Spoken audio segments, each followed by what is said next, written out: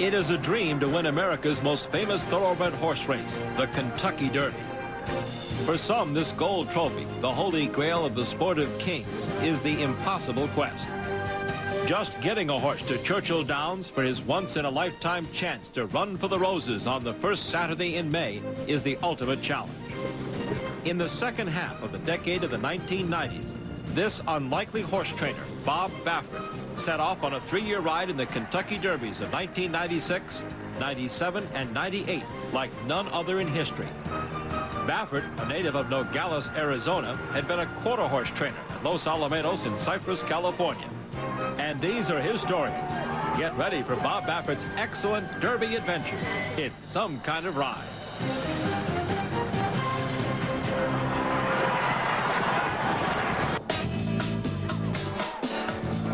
This was Bob Bafferts' world, quarter horse racing. He started training the equine sprint set in 1975. That year he had 12 starts, no wins, and total earnings for his stable of $372. But by 1986, he had a world champion in his barn, Gold Coast Express, who won over $700,000. In 1988, Bafferts had his best year in quarter horse racing, his runners earning over $1.7 million. That was also the year he started training a few thoroughbreds, and with the support of his friend Mike Pegram, gave up his quarter horse night job late in 1991. But it wasn't easy. To finally get there and then to start dabbling in thoroughbreds, I think Mike Pegram, he had so much confidence in me, and that's one of the reasons I did it, because he said, look, I'll back you up. He said, and I told him, I know I won't be able to go into it right away. I'm going to have to learn the game. I have to retrain my thought of training, because basically quarter horse, to train them is totally different. You don't do a lot with them once they get fit. So when I got in, I made a lot of major mistakes, and I went through a lot of money of Mike's, but he understood it, and he stuck with me. It wasn't long after he started training thoroughbreds full-time that Bafferts came down with a special type of fever. Derby fever is something when, when I first got in the thoroughbred business, you all think about the Kentucky Derby, the first thing that comes into mind. So the minute you have a horse that wins, that's exciting, and people are talking about it, maybe you could have a Derby horse or whatever, and, you just broke his mane going 6 furlongs, that's when it starts. In 1996, after the Santa Anita Derby, Bafferts knew he had a serious case of Kentucky Derby fever. The day that Cavalier crossed the wire 3 lengths in front of the Santa Anita Derby, that's probably the first time I felt I had a Derby horse. Cavalier was a California homebred gelding, a son of Battenere, owned and bred by Robert and Barbara Walter. Well, I always thought in the back of my mind he could be a Derby horse. He had everything going for him. He had the body, the pedigree, the distance was not a problem. He won the El Camino Real Derby, and that was one of the first times I really felt that I might have a Derby horse.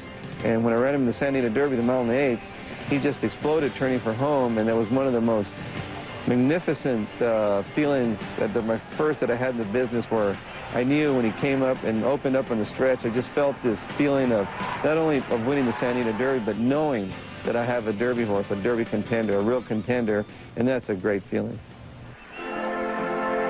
Bob Bafferts had finally made it to the Kentucky Derby. When you drive into Churchill Downs, you see the Twin Spires, and you have a Derby contender. You just feel just like walking into Yankee Stadium, you can feel the history. 19 3-year-olds made up that 1996 Kentucky Derby field. It featured 5 colts trained by top trainer D. Wayne Lucas, and an imposing favorite in the Florida Derby and Wood Memorial winner, Unbridled Song.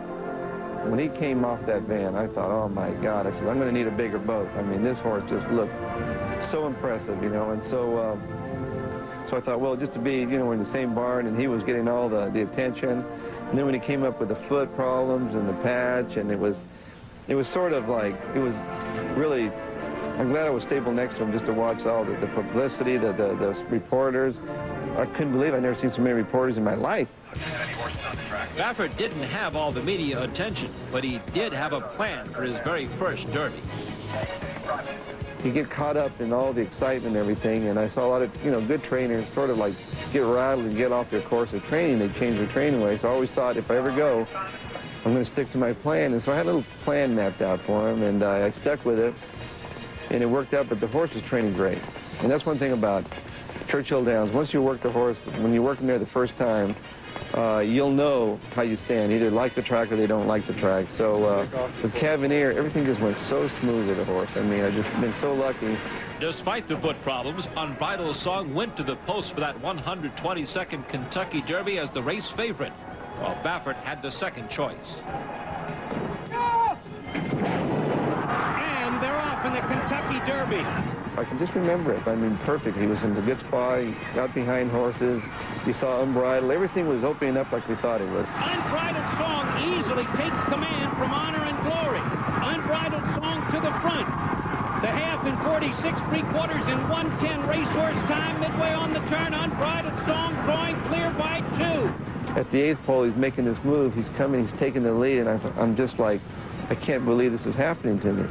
This horse looks like he's going to win the Derby, and I'm looking around, and all of a sudden I see a horse coming, and I look at it, and I see it's the Overbook colors. And I say, oh my God, it's a good one, you know, and so I'm just, you know, I can see all my years in the quarter horse business and the thoroughbred business. His horse is on the lead, and you just Rain, please hold on, and his horse is coming fast.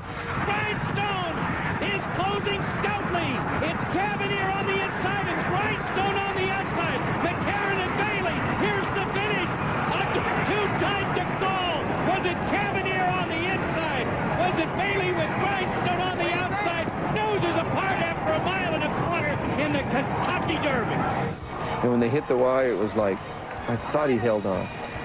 I wasn't sure, but it was like I felt this. I felt what it felt like to win the Kentucky Derby. It was too close to call, and there would be several minutes delay before the race was made official. But Bob Baffert's wife, Sherry, already knew. She goes, I think you ran second. And I remember, and I go, how the hell would you know? You never even go to the races. How can you tell? She says, I think you ran second, Bob. And I was like, oh, please don't say that, you know. So I was looking at the riders, and they were showing the riders on the screen, and I didn't like the look I saw in Chris McCarran. He had that look like he wasn't smiling. Please, I was like, please smile, Chris. And Jerry Bailey had a little smile, like he's confidence look. Then I was thinking, well, I'll split it with him. You know, I'll split it. Right now, I'll go for a dead heat. So they did hang the numbers up. I thought, well, man, how could you come so close, you know? And I thought, will I ever get another chance? I said, I might never get a chance. It was just so devastating. The photo made it official.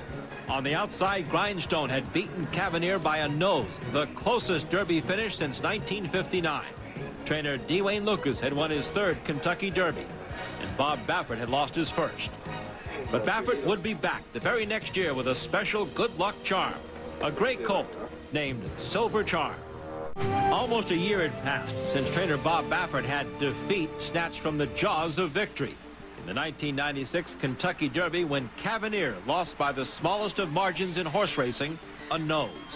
I've never been so depressed in my life. I mean, I was just so because I'm thinking with the horses, nobody sends me horses, you know, and I have to develop these horses myself, and the chances of me, you know, having another shot, that's what, you know, was going through my mind. And everybody's, you know, luckily my family was there, my wife was there to, you know, if it wasn't for them, they were there for support, saying, you'll be back, you can do it.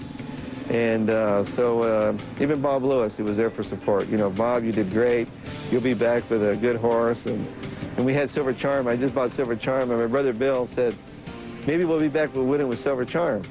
And Bob, you know, yeah, right, yeah, like, yeah, right, you know. So, but that's, I'll never forget that. That was, I thought, one thing about it, I said, I got the toughest loss of my career out of the way. Bob and Beverly Lewis were among racing's elite owners of the 1990s. They spent millions of dollars. They had had Eclipse champions, including their mare Serena's Song. They were part owners of the 1995 Preakness winner, Timber Country. But what they didn't have was the same thing Bob Baffert didn't have, a Kentucky Derby trophy. The Lewises liked Baffert's style, and they told him to buy them a horse. They could afford the best, but what they got was a bargain-priced ham sandwich. You know, we gave $85,000 for him, so it was one of those things where, you know, Bob asked me, how's he bred? Well, he's you know, he's by Silver Buck, and the mare is a poker mare, and, you know, the bottom doesn't look all that great, but he's a runner. He's an athlete, he's a runner, and Bob said, fine, you know, fine with it. So, so it was one of those things that this horse, you know, got me back in the show. Otherwise, I was tailing off there. So Silver Charm had Baffert back in the show. but the gray colt would really test his trainer. He was so lazy and so laid back, but he showed a lot of, didn't matter who you worked him with, he worked heads up. I could work him with the worst horse in the barn, he worked heads up. The best horse in the barn, he worked, I mean, that was him. Silver Charm broke his maiden in his second career start, then gave Baffert another touch of Derby fever when he came racing up on the outside to win the 1996 Del Mar Futurity by a head. If we're going to go to the Derby, this could be our horse. He looked like the type that could do it. But that seemed like a long way away when Silver Charm got sick in January and fell behind in his training. In his first race back as a 3-year-old, he broke through the starting gate before the San Vicente Stakes, but came back to win over another gray colt named Freehouse, what would be a developing rivalry. Freehouse evened their series at a win apiece when he beat Silver Charm by 3/4 of a length in the San Felipe. Now the two would square off in the Grade 1 Santa Anita Derby to find out who was the best in the West, heading to Kentucky. Homeward bound in the gray, Freehouse and Silver Charm. Sharpcat can find no more. Hello and Steel Ruler, but it's Freehouse in front with 50 yards to run, and it's going to be Freehouse. Silver Charm comes right back at him. They run to the wire together. Freehouse a nose to Silver Charm. The official photo showed #1 Freehouse by a head.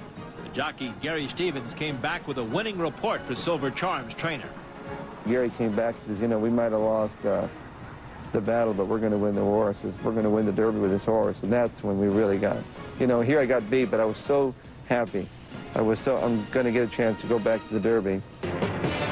The most important hurdle had been cleared. Baffert again had a top Derby contender to go back to Kentucky. But how would this Florida bred, who had never raced out of California, handle his first road trip and the track at Churchill Downs? First time I worked him, I'll never forget, he worked like a minute, which is a great work there. And I called my wife immediately. She says, hey, get the hats ready. We're looking good, you know. So it was exciting to know I had a contender, because when you know you have a contender, that's when you start living the dream of the Derby, and that's when the excitement starts, and everybody gets excited about it. It starts 3 weeks out. Derby Day 1997 had finally arrived, 365 days after that last first Saturday in May. That photo of the short nose was still on Bob Bafferts' mind as he made his second Derby walk. It was great. I mean, walking up there, I remember my hands were so clammy, and it was a different walk for me. This was a serious walk for me. The first walk with Cavalier was like enjoying the moment. This was, we have to win this race. Silver Charm seemed calm in the paddock, but Baffert was a nervous wreck as he gave final instructions to his two-time Derby-winning rider, Gary Stevens. But I told Gary, I don't know, I'm glad I'm not riding this horse, because I'm a nervous wreck. I would never be able to ride this horse. And Gary just had that look of confidence, like, hey, I said, I love this, I get up for this. Wearing saddle towel #6 with Stevens in the Lewis's green and yellow silks, Silver Charm broke alertly from post position #5. But soon he and Gary Stevens would have to make a move that would decide this 1997 Derby. Comes around the first turn, it was getting tight. It was a long shot coming in, and just then you could see Gary just pumped him in. There was either split second. You know, that's where the great riders come in. He got him in the hole before this guy could beat him to it. Otherwise, it would have been disastrous. He would have had a check. And that's where the race was won, right there in the first turn. There was more excitement to come as Silver Charm came up on the outside of his rival Freehouse in the stretch. But Baffert was waiting for the challenge of the Derby favorite in the green and red silks, Captain Bodger. Freehouse gets the lead. Silver Charm on the outside, open at the rail, back to third, and here comes the captain, and down the stretch they come. Silver Charm to the front. I said, this horse is not going to deny me this race. You can't deny me this race. I said, God, you can't do it to me again. You can't deny me this race. So when he came to him, you could just tell Silver Charm just saw him. And I had so much confidence in the horse, and I knew once he saw him, he wasn't going to let that horse. And that last 50 yards, I mean, I've never ridden a horse as hard as that horse. I mean, I was just like, to me, that would be my greatest win ever in the Derby. I mean, that was one of those things where when he hit the wire, I was just like, my stomach was killing me, my stomach muscles from just cheering that horse on. And I remember turning around to Bob Lewis and grabbing him. I almost broke him in half. I hugged him so hard. And it was one of those things where it was like the Cavalier loss was just like out of my system. It was like the monkey was off my back. And it just, the Derby, it's the greatest race in the world. I mean, I don't care. I've won all these big races, but that race is it's an unbelievable feeling. It's just something that and you never get over it. Bob Bafferts' first Kentucky Derby winner, Silver Charm. The gray colt would go on to win the 1997 Preakness by a desperate head over Freehouse on his inside and Captain Bodgett on the outside. He would then make the first attempt of the 90s to sweep the Triple Crown. But at the Belmont, Silver Charm fell short by less than a length. Still, Baffert had the prize he wanted the most, and he dedicated that 1997 Derby win to his longtime friend Mike Pegram, who introduced him to thoroughbred racing. In 1998, Baffert would be back again at Churchill Downs with an unlikely 3-year-old colt purchased by Pegram for just $17,000. His name, Real Quiet. His nickname, The Fish. Here's a horse I bought from Mike Pegram. I called him The Fish because from the side he looked like a tropical fish. From the side he looked great, and you look at him front, real narrow, looked like a tropical fish. That's how he got his nickname. And here's a horse, but always showed us a lot of talent, but he never could really get with a program. It's another thing. The distance was killing him. So finally, after getting him beat about 6 times, whatever, running him short, you know, really smart trainer. I mean, it wasn't, you know, but we knew once I stretched him out, he was going to be a good horse, and he showed us in December when he won the Hollywood Fraternity. Meanwhile, Baffert's attention and everyone else's on the West Coast was on Real Quiet's stablemate, Indian Charlie. He was undefeated in 4 starts, including this 2¼ length win over Real Quiet in the Santa Anita Derby. But in Kentucky, it was Real Quiet who started to bloom as he took to the Churchill Downs racetrack, well, like a fish takes to water. I remember I told Mike, I go, Mike, he was up there, and I go, Mike, you got a good chance of winning this thing. That horse is unbelievable the way he's training. I think, you know, he could win it. Derby Day 1998, and a field of 15 paraded to the post with Indian Charlie, the favorite, under jockey Gary Stevens. Real Quiet and his rider, Kent DeSormo, would go off as the 5th choice at almost 9-1. As the field approached the final turn of that 124th Kentucky Derby, Bob Baffert could hardly believe what he was seeing. I'm there and I'm watching. All of a sudden, all I can see is Indian Charlie making his move, and I'm thinking, all right, here we go again, man. We're coming on. We're looking good. They're backing up in front of us. Then all of a sudden, I see this horse make this humongous move on the outside, like I'm thinking, oh, my God. I says, who is that? You know, like, oh, this horse is moving by Indian Charlie. And all of a sudden, I see the colors, and I say to myself, I'm with Elle, I go, my God, it's the Fish. They're at the top of the lane in the Derby, and Real Quiet on the outside gets the lead. Indian Charlie is second, and Pigtown is racing third, but gaining. Victory Gallop from far back is fourth, and moving up, Hallery Hunter is next. Down the stretch they come. Real Quiet leads it. Victory Gallop on the outside with a last desperate move. In the final stride, Real Quiet, Kent DeSormo. Yes, Real Quiet wins it. Bob Baffert, 2 in a row. On the outside, it was Victory Gallop who came from absolutely last to finish second. There is a God. How can this happen? Here's a guy that got me in the business, went through the whole Triple Crown with me last year, and here he is winning the Kentucky Derby. It was just an unbelievable experience.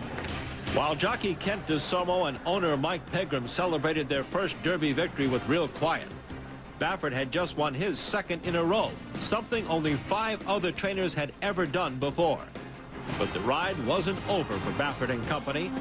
2 weeks later in Baltimore at the Preakness, Real Quiet again made his powerful move on the turn and won by more than 2 lengths. Baffert had become the first trainer in history to sweep the first 2 jewels of the Triple Crown, the Derby and the Preakness, in consecutive years. At the Belmont, Real Quiet, the $17,000 bargain colt that nobody wanted, was trying to become racing's 12th Triple Crown winner and the first in 2 decades.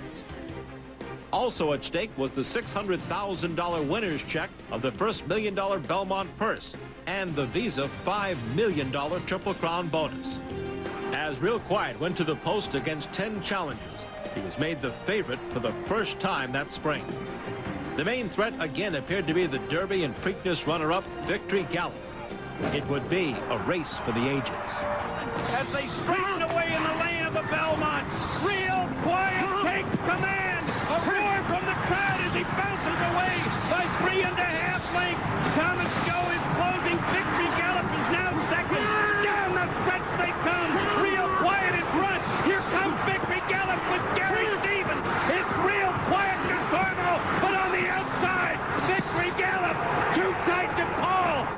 Bob Baffert, another photo. He and the Real Quiet team had lost the Triple Crown by Victory Gallop's nose. 11-8, and I said, oh, we got beat. And my wife was there, and I go, oh, we got beat. I said, yeah, that's terrible, isn't it? Oh, it's terrible. Come so close, like, oh, it's terrible. And I had my little Savannah, my little 4-year-old girl in my arms, and she said, but Daddy, you still got me. And that thing just brought me right back to reality. Once again, Baffert had been denied the Triple Crown. But for Bob and his best pal, Mike Pegram, it was worth the ride. The one thing about Mike and I, we enjoyed every moment of that. We got our $5 million worth. The money was never a factor. I never counted on the money. I never had it. When you don't have it. And Mike would have paid $5 million to be in that situation. You can think when it's that close, you know, you can think maybe this or maybe that, but, you know, we got the Kentucky Derby, and I told Mike, you know, that, we didn't get that, but it was a great ride. We enjoyed it. We had the greatest time. It's something we'll always remember the rest of our lives. Trainer Bob Baffert with his back-to-back Kentucky Derby winners. 1997, the Gray Silver Charm. In 1998, the Bay Real Quiet. Both won the Derby and the Preakness, and then just missed the Triple Crown at the Belmont. But for Baffert, there were no regrets at what might have been, and no comparisons to winning the Roses. I know it was about history. It would have been great to win the Triple Crown and the money and all that and the history, but it doesn't compare with winning the Kentucky Derby. And consider this. In his first 3 Derby starts, Bob Baffert was just over a nose away from winning 3 consecutive Kentucky Derbies when Cavalier was caught at the wire in 1996. That's an amazing feeling. I mean, it's the only time you ever feel anything like that in your life. I've never felt that in my life. You know, I don't care. I could win the lottery. You're never going to feel that feeling. It's just something because you get to, you know, the way you could push a button and replay it in your mind, that stretch drive is the most amazing, incredible, and that's why we keep going back. That's why those yearling prizes, I can never believe, how can these horses be bringing so much money? Because of that feeling that we get watching these horses come down that lane. It's the greatest thing that can happen to a horse trainer in his life. You know, you can train and win every title and everything, but that one Derby, that's the thing that will always stay with you forever. Challenge. In the second half of the decade of the 1990s, this unlikely horse trainer, Bob Baffert, set off on a 3-year ride in the Kentucky Derbies of 1996, 97, and 98 like none other in history. Baffert, a native of Nogales, Arizona, had been a quarter horse trainer at Los Alamitos in Cypress, California. And these are his stories.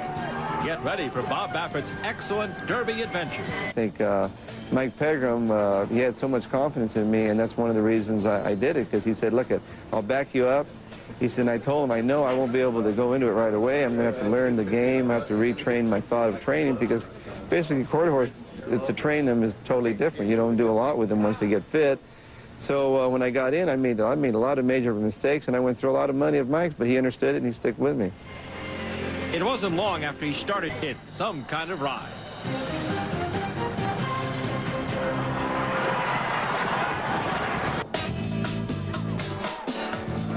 This was Bob Baffert's world, quarter horse racing. He started training the equine sprint set in 1975. That year he had 12 starts, no wins, and total earnings for his stable of $372. But by 1986, he had a world champion.